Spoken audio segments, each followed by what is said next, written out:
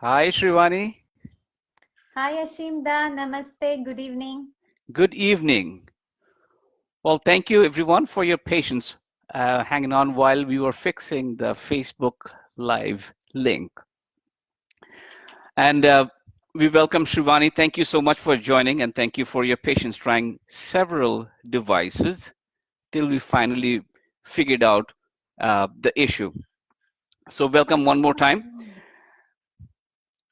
And for today's session, Srivani, we want to start off with, now that the last 9, 10 months have been very different. I won't say terrible. It's different for everybody.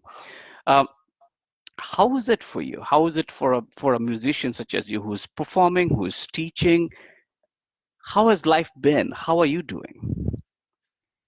For the most part, okay. You're asking someone who does Indian classical music in a faraway land from India. So my life, uh, in some compartments of it, has essentially been a long distance relationship, something that we're all getting accustomed to in more areas of our life now. So, in short, I haven't missed a beat. Um, I continue to teach online. Our lessons are still very efficient and productive. I do feel like we get a quality engagement with the student. I still study music and do riyaz just the same. I do miss having live concerts in town, and the thing I miss most is sitting down with my sat, with the harmonium and tabla, and Hmm. really that synergy that happens, the sum total being so much more than its parts. That I do miss. But this too shall pass. Yeah, yeah. So from a you know in the last 7, 8 months, uh, with all these COVID related changes, all the things that you had to juggle with and change in terms of performance schedule, online classes, etc. Did you have to do a lot of relearning? Um, uh, how was that experience? Relearning in terms of technology or just organizing my day? Both. Not organizing your day. I'm just saying more from organizing your lessons and how you teach, how you communicate when you're not sitting in front of each other.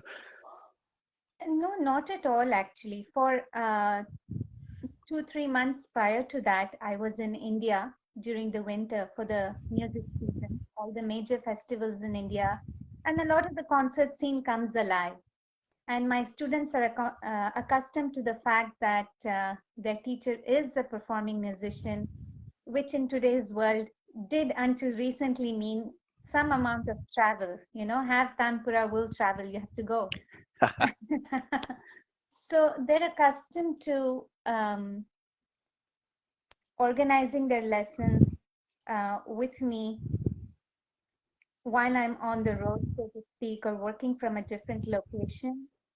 I do pre-fund them with compositions and listening material and things to develop a richer context for when we meet in class.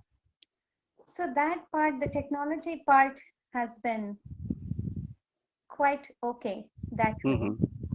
Hmm. The day is interesting because you can go for days without ever hearing another person breathe and make music in the same space. Space. But I do find that a lot of people are benefiting from not having a commute, and maybe making the time again to create some me time because we're all working in some level of chaos that's introduced by having the whole family at home and Hmm. multiple interest groups, if you will. So the need for me time, the need for spending more time with music has gone up, and that for me is a richer atmosphere in general. That's fantastic. Now let's just go back a little bit about the old Srivani Jade and the new one. You were an engineer trained. You came here on engineering scholarship. You worked in the tech industry. You were going up, and then one day you decided enough. I want to sing. Is that how it started? how did it work? Yeah, actually. I think we go ways back even to that time, and I still remember you asking me, what, you just quit just like that? And the answer is simply yes. But of course, it was not taken lightly. I'm a one step at a time person. I didn't tend to have grand visions or 5 year plans or 10-year plans or where would I like to see myself. I just felt that the music was calling out to me more and more strongly. I was happiest doing music. And of all the different kinds of music that I enjoyed doing, and I certainly still do enjoy listening, I think classical music gave me that, um, I think, a very wholesome, it was physical, intellectual, and spiritual all at the same time. It was an experience that was unlike any other. And I said to myself that let me take a year and spend that doing music and see where that will lead. And 15 years And you later, never went back. never went back. Yeah. Okay. So did you have that at back of your mind before you left that, when I reach 25, I'm just going to take a year off and just sing and see how it goes? Did you have that back of your mind? 30, actually. Okay. I looked younger than than that, but I don't think I had that in the back of my mind. But when I turned 30, I said to myself, all the, how do I say this nicely? All the milestones that we've internalized as sort of middle class Indians growing up with some amount of safety and security to build, especially as all that was done, all those boxes were checked out, Hmm. checked, and there was this thing in the back of my mind, or yeah, there's got to be something more than this. And I think I just allowed music to come to me in a more powerful way. I've been doing music as a child, but that was nothing like this. Hmm. So let's go back to yeah, a little bit about the childhood and your influences, from your family growing up. Um, I have heard that your parents and your grandparents were of great influence to your music. So tell us how it all started from your family influencing. Did you have a regimental training, or they were like always singing at the background, and therefore you picked up something? How did it all go? Um, yeah, I think there wasn't ever a time when there was no music in my life. Um, I think well before I started training in classical music, um, there were Carnatic music group lessons in the community that I was made to join, maybe at the age of 4. But I was singing before that. And then um, I was seen as being somewhat gifted or talented. They didn't use those words in those days, you know. They just said she sings well, she sings nicely. इसको encourage करना चाहिए. इसको थोड़ा put her in a class or something. But it was on par with everything. It was like put her in a dance class or something. All sorts of things. So it did start there. But I think the unique aspect of my childhood is that we were open to all kinds of music. There was definitely Western music playing, there were ghazals, there was Carnatic music, there was Hindustani music, jazz. Um, I don't easily come across another household where people are playing all kinds of music. And my may just chance happening that I took to Hindi film music, and that was my route to coming into Hindustani classical music. And my brother is a classical pianist, so it could have been anything. Hmm.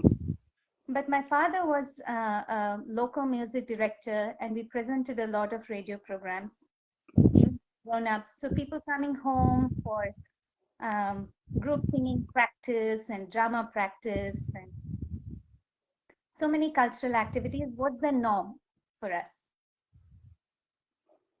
So I did hear that your father has composed some music which was written by your grandfather. Could you sing a Grandmother. grandmother? Mm. Fantastic. Well, why don't you give us a sample of some of those things? I already see Meenakshi asking, please sing Vani. So this is a beautiful segue to that. Sure, I will do that. I'm fortunate that I'm the granddaughter of Sharda Jade. She was a well-known poet in her time in Kannada. And not a lot of her poetry has been written to go with music.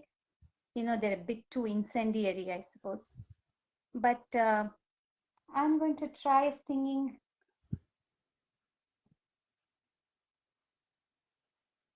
a verse of that. For what reason, I seem to be sitting in a very cold room. So let's see. So in this poem, she says, I have come to you, O Lord, like a child. Pick me up in your arms and take care of me.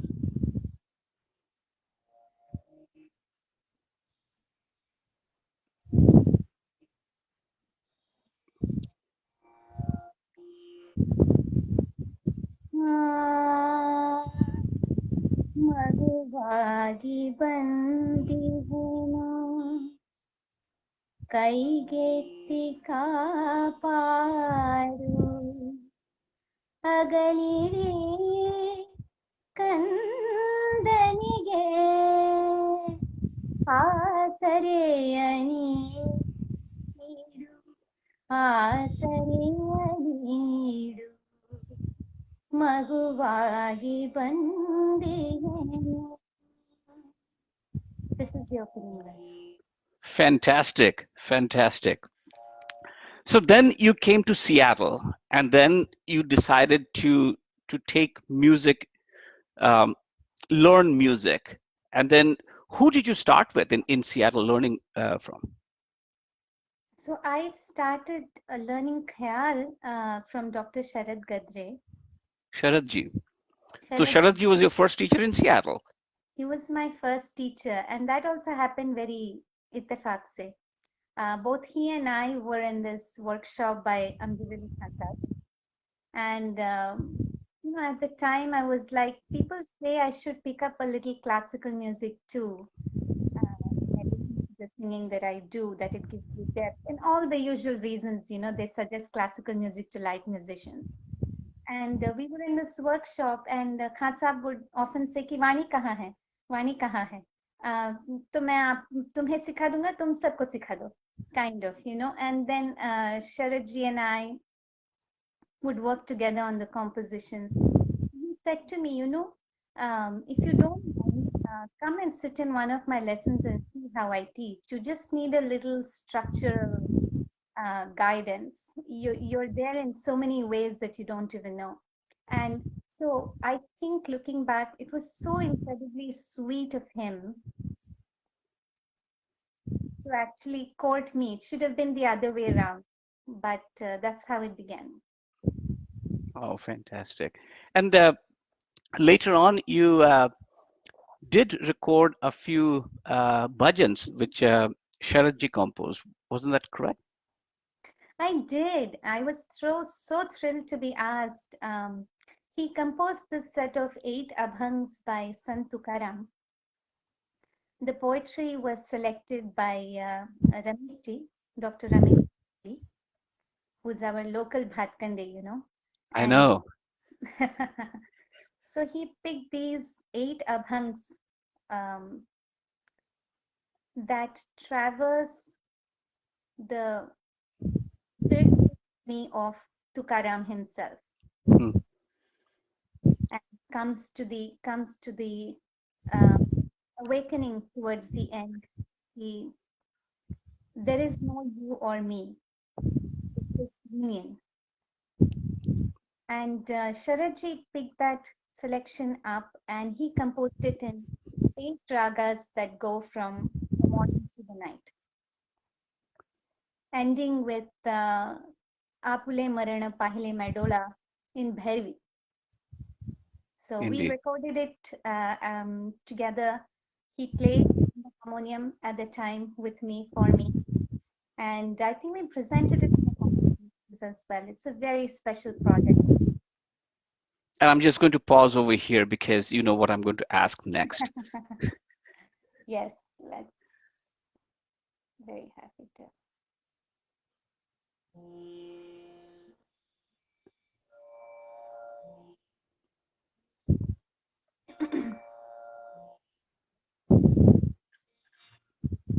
आपने मरना पाहिले म्याडोळा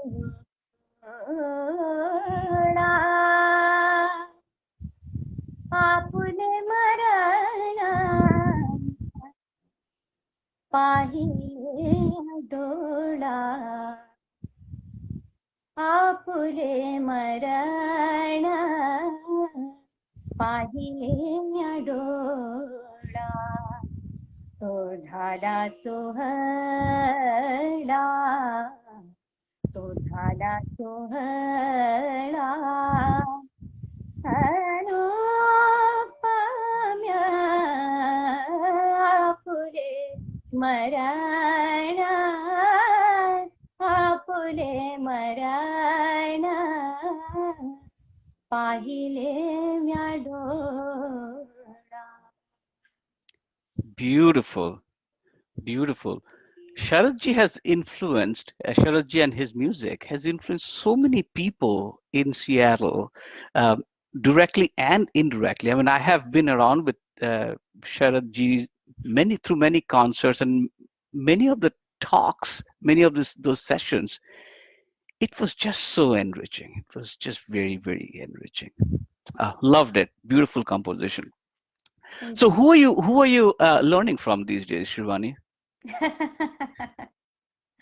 अपने अंदर का गुरु. So, my Guruji, as you know, is Pandit Parmeshwar Hegde. Parameshwarji. So, right about that time that I was studying with Sharadji, and he did um, a wonderful job of just bringing me up to speed on the basics of Khyal. And I was also listening voraciously at that time. So I had made up my mind that Kirana music is for me, that I'm somehow meant for Kirana music, or that's what is inside of me. So the universe conspired, and somehow I crossed paths with Pandit Parmeshwar Hegde as he was on a tour here. And following that, through a series of very comical incidents of how we again met, we did. And for 6 years, I took Talim with him, a little over 6 years. And I think what he gave me in those 6 years um, was that um, repertoire and momentum, critical momentum that you need to make that shift from being um, a dabbler to being someone who says, yes, I'm a musician. Hmm. So it is that shift that's necessary. And you cannot do that by digging 10-inch hole, small bits of effort here and there, here and there. So I think he put me on a regimen that was so intense that I was singing 2 new rags for him every week. Oh, that's pretty demanding, I must say. Yeah, and sometimes four. So, but I'm grateful for that because I think the guru knows more than you know yourself sometimes. So that then put me in a place where learning n+1 rag, learning the next malhar, learning another variety of cons is just a matter of extension of what you already know. So beyond that point, I think you have to listen to your inner guru the most. let that Hmm. so that's where I am. Of course, I can go to any of my gurus with any questions, and yeah, And just curious, how much do you practice every day? not much.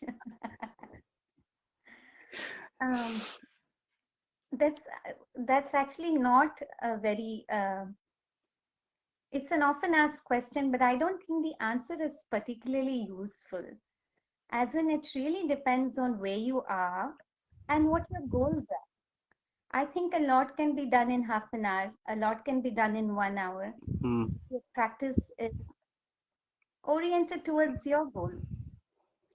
And Um, like, do you do your riyaz every day without I fail? do.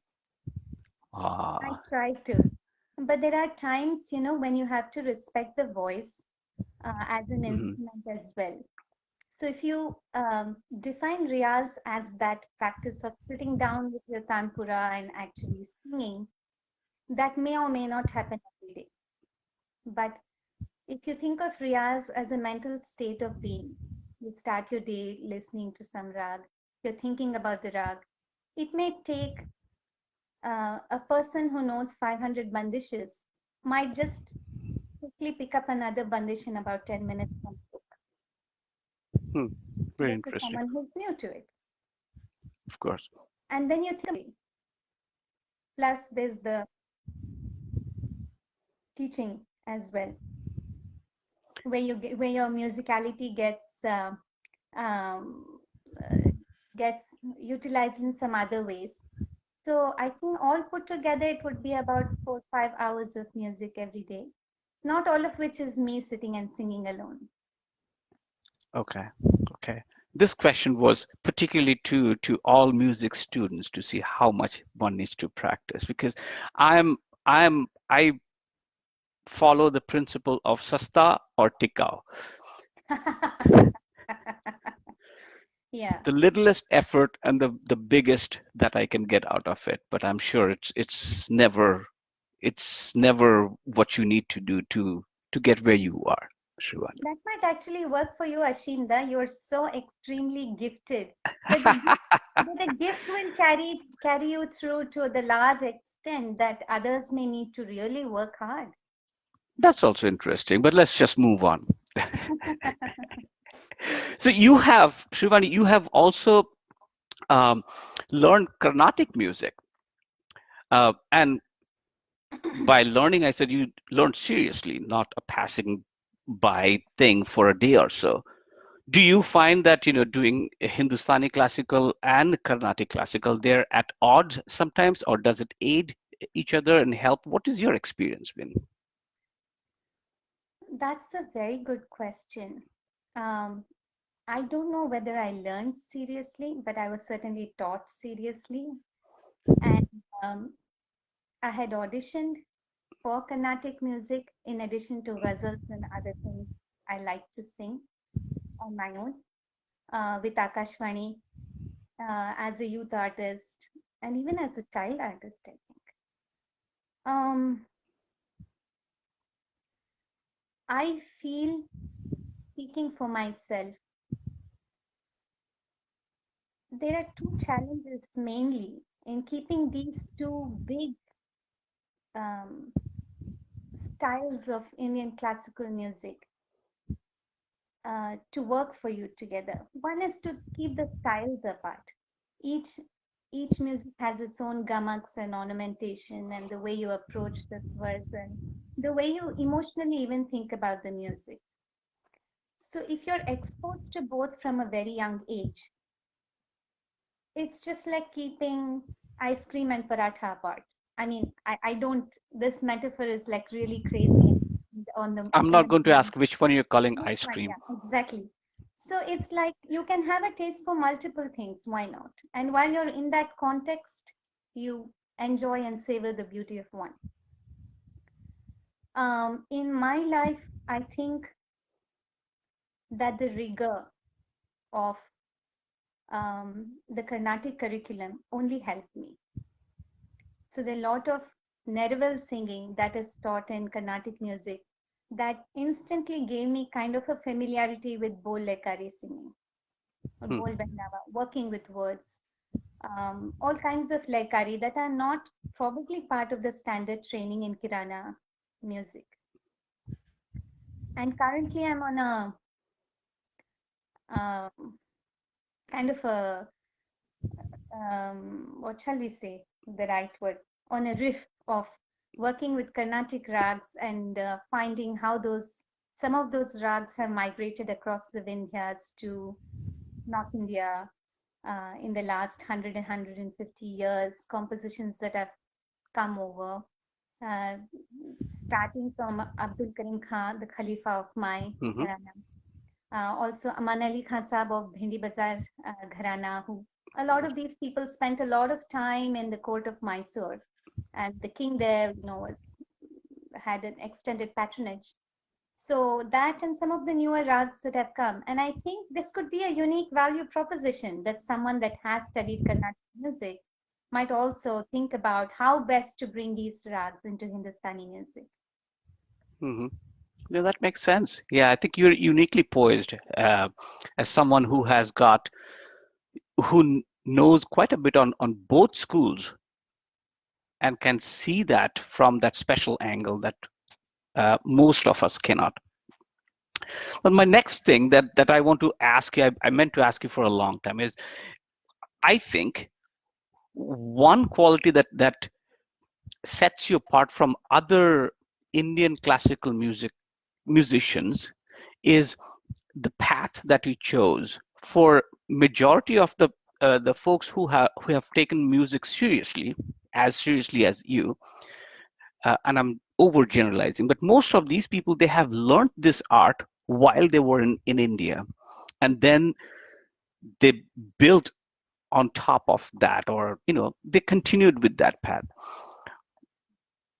From what I know of you, is that you had a little bit of learnings from India, but you had a clean slate, almost a clean slate, when you learned things over here. You established your base and then you know moved on from there. How was that experience? And how has that journey been for you? Was it very difficult? Was it frustrating? Or was it very, uh, I don't know, did you like this journey versus what you heard others have taken? I was always curious about that. um,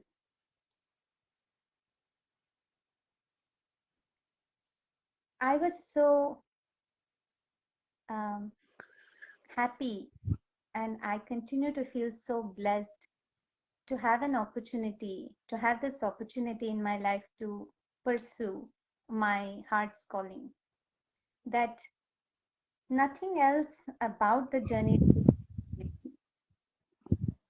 As I told you, I didn't get into music with any particular goal orientation. So I've always been pleasantly surprised that good things have come my way. And I guess when they don't, I wouldn't know that they aren't. So I've been kind of very free as an entrepreneur to try things that interest me. And I think with that kind of freedom of spirit, if you will, good things have come to me, good opportunities, good people more than anything. And the community has built itself around it for me. I didn't ask for more. So I guess I love being an entrepreneur in that sense, to pick things up and go off in a direction that suits me. So it's worked out okay. And it's not just classical music, Srivani. I think in the earlier years in Seattle itself, you were singing the lighter light songs, Lataji's songs, and many others. Um, and then you move to this. Do you do those Lata Mangeshkar type of songs, the lighter Hindi film musics anymore, or have you permanently moved? No, no, they will always be a part of me.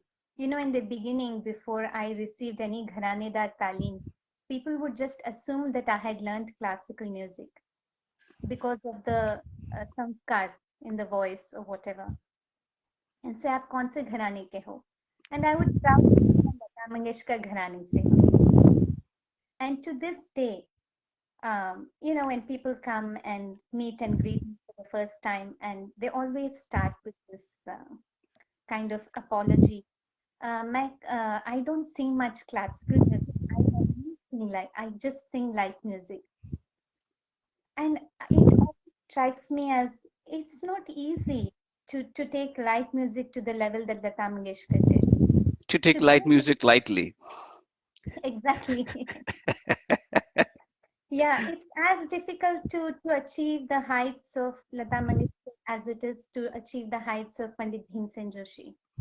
And they all had immense regard for each other because you can see that it is very difficult to do it at that level. It's an achievement, it's a gift, it's a talent, it's parishram, it's puja, it's sadhana.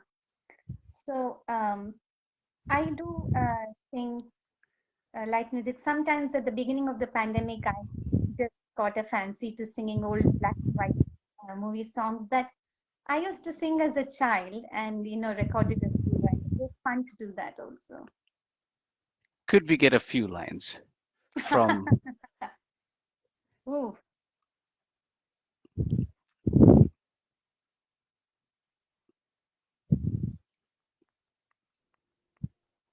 I really don't know what to pick.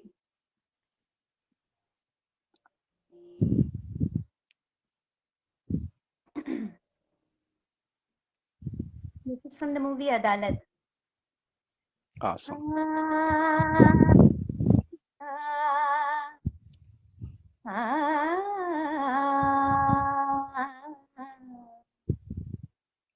ah,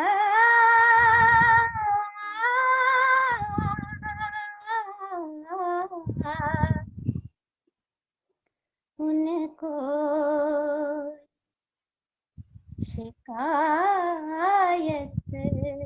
है कि हम कुछ नहीं कहते कुछ नहीं कहते अपनी तो ये आदत है कि हम कुछ नहीं कहते कुछ नहीं कहते उनको ये शिकायत है. क्या बात है, क्या बात है. We probably can continue talking for another 2 hours, but let's just keep these sessions different. I'll come back, but I want to talk to you about a couple more things. One is your involvement with Ragamala. This is an organization. Ever since I moved into Seattle in 2003, 2004, Ragamala was already a very mature organization at that time, and we used to see concerts, invited artists from India. It used to be a one place where we could go and watch and experience quality classical music program. And over a period of time, it just went to its phase. And after a few years, there wasn't much activities for lack of people, funding, etc. Since that time, it has now been resurrected in a new form, in a new forum, and uh, you were the one driving it. Tell us a little bit about what this new Ragamala is. How can people get in touch with this organization? A few things about Ragamala. Absolutely. I'm very happy to talk about it. And I do have kind of a pitch. No, I'm kidding. So, 5 or so years ago, when I did the concluding concert for Ragamala, I felt a deep sadness within me that this organization that has been almost my community since I moved to Seattle 98 is now on the verge of closing down, and it did.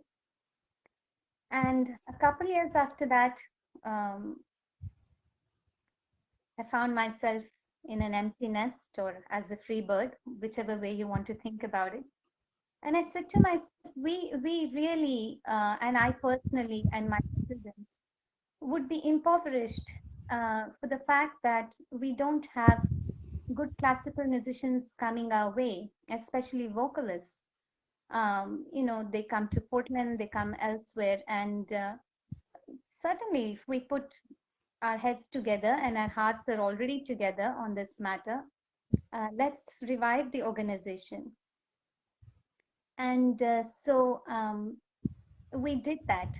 And there's a team of hardy classical music enthusiasts, and we put the community back into Ragmala in a sense that you're right. The community as such over here has evolved to be one that, in addition to hosting wonderful artists, uh, also loves to participate. And that's one of the great strengths of Pratikmani as well. That is kind of the artists, for the artists, by the artists in the community. So wonderful charter to have. So they included that as well. There are a number of wonderful teachers and students of Indian classical music, not only here in Seattle, but North America. And so we have workshops, lecture demonstrations. We had our first annual online music competition that, honestly, we were overwhelmed with the number of responses that we got, and just the quality of all these little chote lads playing their instruments and singing and belting out ragas. And um, so again, it's one of those things where if you're on the right path and your heart is in it, and people have been giving to us, people have been supporting us, and now it's an organization that presents, within a short span of 2 years, we've built it up to be about 10 events a year, all put together, including an annual festival called Tarana that presented a lot of our local ensembles that were opening acts for the visiting musicians. So we anticipate to be growing from strength to strength. So I hope whoever's listening today, will consider following on Facebook. Easy way to get the word out very quickly, and also on our website ragamala.org. Fantastic. Wish you the very best and wish Ragamala the best. Thank you, Ashinda. And then you don't talk much about yourself, but you have participated in the Festival of Festivals of Indian Classical Music, the Savai Gandharva Music Festival. Um, this is an achievement by itself. Like, how did that all happen? What was your experience performing at Savai Gandharva? It was awesome. And when I received the call to perform in Savai 2013, on the cusp of 2013 and 2014, I was really not prepared uh, mentally that it could be happening. It is the Wimbledon music festivals, and in fact, both my debut at Devnandan Ubhaikar Festival came much sooner than I had anticipated.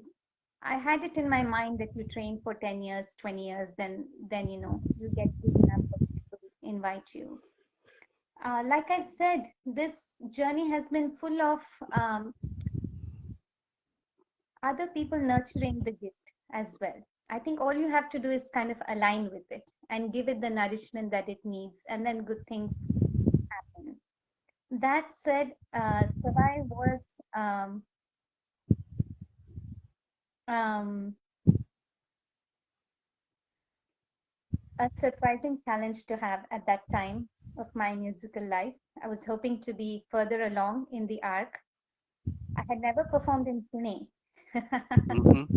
So typically, people do a number of concerts before they get up there. And they had heard my CD and had no idea outside of India. And there is, a certain segment of the festival that's focused on emerging musicians on the national scene. And somehow I got invited to be part of it. But in the Just green somehow room, you got invited. Yeah. I think that Panditji's daughter, who does listen to a large number of um, CDs and music coming her way, somebody who had heard me in Seattle and had kind of tracked my progress, Manohar Bodas Kaka, he had walked my CD to her place and said, "Listen to this girl and tell me what you think. She's an emerging voice among Kirana women." And it's my good fortune that she felt that it was worthy to be put on my stage. I did notice that in the green room, I was pretty much the only person that didn't have family or friends or a posse that was, uh, kind of keeping me company or just, hostile afzai. You have to go on these big stages, 15,000 people and all kinds of news media that want to talk to you. Um, I did feel a little bit like being thrown in the deep end of the pool. But, once on that stage, um, I just invoked all the Kirana women in our life that weren't any better prepared for these big opportunities. Aap Gangubai ji ko le lijiye. A lot of these people went and just sang what their talim had taught them, put their hearts out there, and sang in those conferences. Why should I be any different? So I just closed my eyes and started singing and picked Purya Kalyan that day, which is a favorite of AJ as well. And that was that. Yeah. Awesome. Awesome. Just chalte chalte, give us a glimpse of maybe a couple lines of what you sang that day. Oh, I sang a very big Vilambit, which which is a Kirana staple. But there's this beautiful madhya. धन धन तेरो भाग सखी रे, धन धन तेरो भाग, शुभ घड़ी शुभ प्रीतम घर आए, धन धन तेरो भाग, शुभ घड़ी शुभ दिन प्रीतम घर आए, धन धन धन धन तेरो, धन धन तेरो.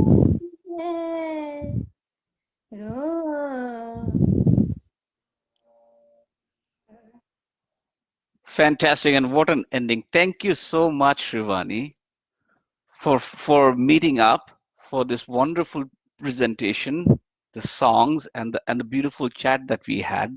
I'm very sure that folks who are watching online are enjoying it as well. We have to meet up another time because I still have a whole bunch of things that I wanted to talk to you about. Your teaching experience, your students, how you teach those little kids versus you also have a whole bunch of students who are the who's who of Seattle music scene. So, all those things I wanted to talk to you about, but Don't, unfortunately, students, if you're listening, don't listen to Ashinda. ah, You're not who's who. Don't let it get it in your head. but thank you so much. Thank you so much. I'll have to talk to Augusta and set up another session with you because and that session is going to be primarily listening to your songs. I thought you'll sing when I said a couple lines, you just chose two lines for every one of them. You know, so we'll do that. And for those of us who are joining us online, you can see a recording of this at our Pratidhwani site. All the Green Room program recordings are also at the Pratidhwani site, www.pratidhwani.org. Thank you all so much for joining. Thank you, Srivani. Hope to see you soon another time. A pleasure, and thank you, Ashinda, for agreeing to talk with me, and to Pratidhwani for this mahal and this stage. Thank